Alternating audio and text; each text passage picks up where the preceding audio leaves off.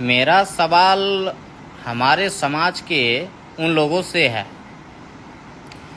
जिसने आज आरक्षण की बदौलत नौकरियां की।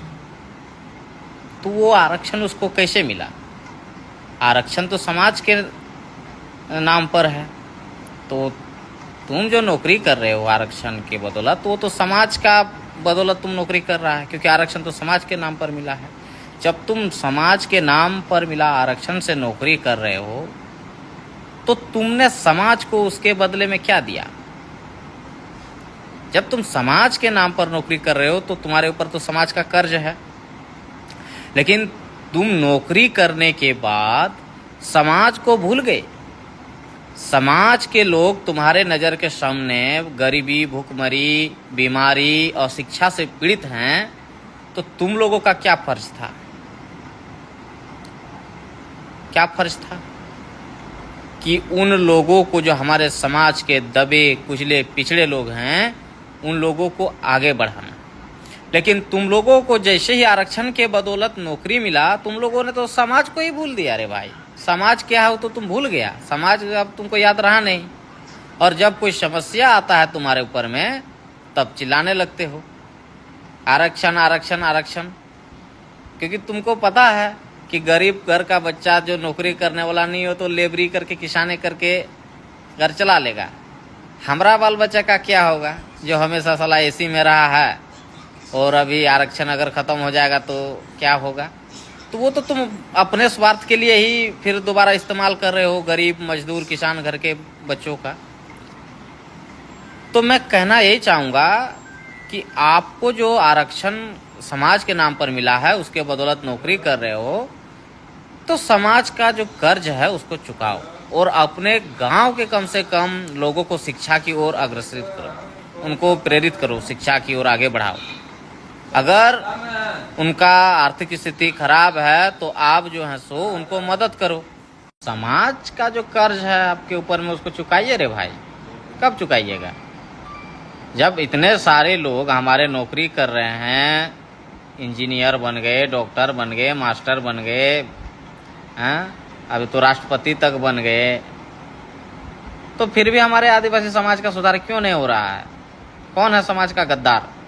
समाज का गद्दार वो है जो समाज के नाम पर सांसद, विधायक बन गया, मंत्री बन गया, नौकरी कर रहा है समाज के बदौलत, और समाज को कोई माने मदद नहीं कर रहा है।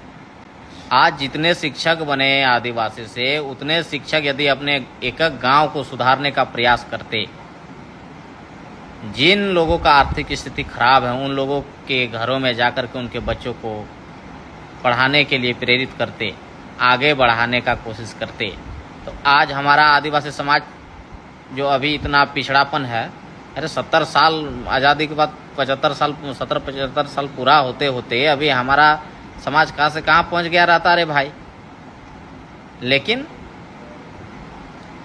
नहीं करेगा, क्योंकि वो ऐसे सोचता है। जो अभी आरक्षण का बात करे ना, जब नौकरी लग जाता तो कहता है हम तो अपना मेहनत से नौकरी लिए हैं।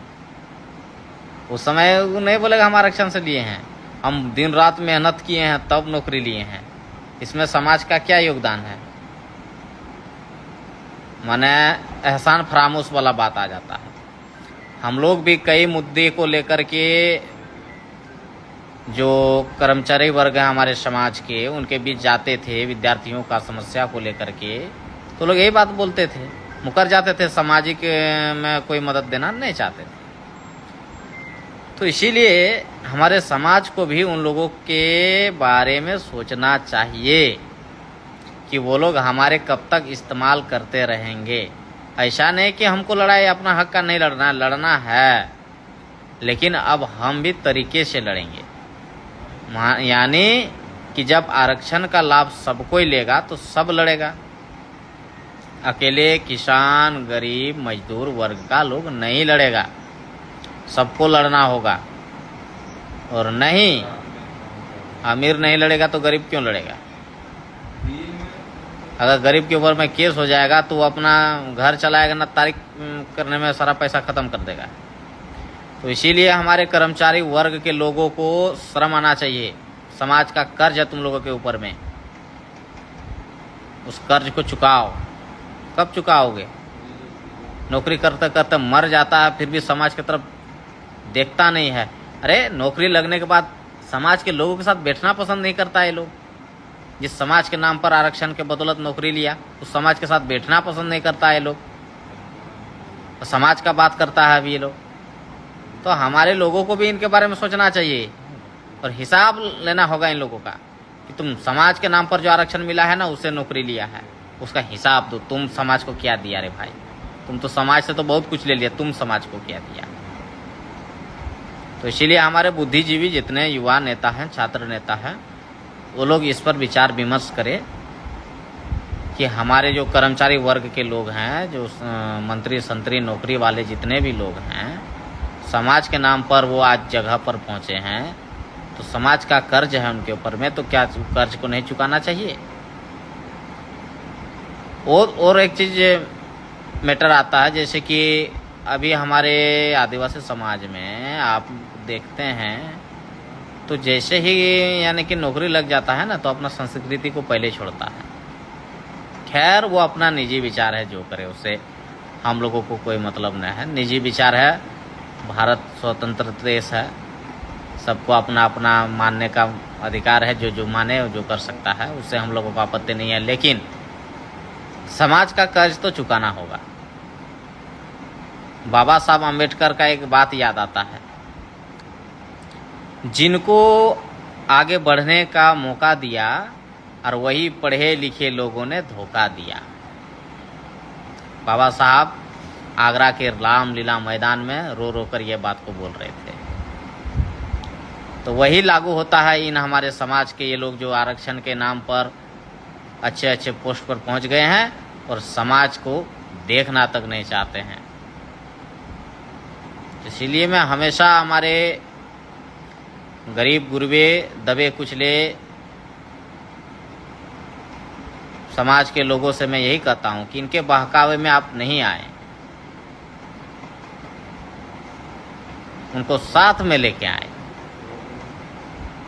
समझे? माने आना है लेकिन अकेले नहीं आना है, उनके घर के बाल बच्चों को लेके आना है रोड में कि हम अकेले नहीं लड़ेंगे, तुमको भी लड़ना होगा। यही मेरा समाज के अगुवा से भी विनती है कि आपको समाज अगुवा बनाया है, नेतृत्व करने का मौका दिया है, तो सही नेतृत्व करें जिससे हमारा समाज का उत्थान हो, पतन ना हो। धन्यवाद। मैं ज़्यादा क्या ही बोलूँगा। मैं यही संदेश हमारे समाज के लोगों को देना चाह रहा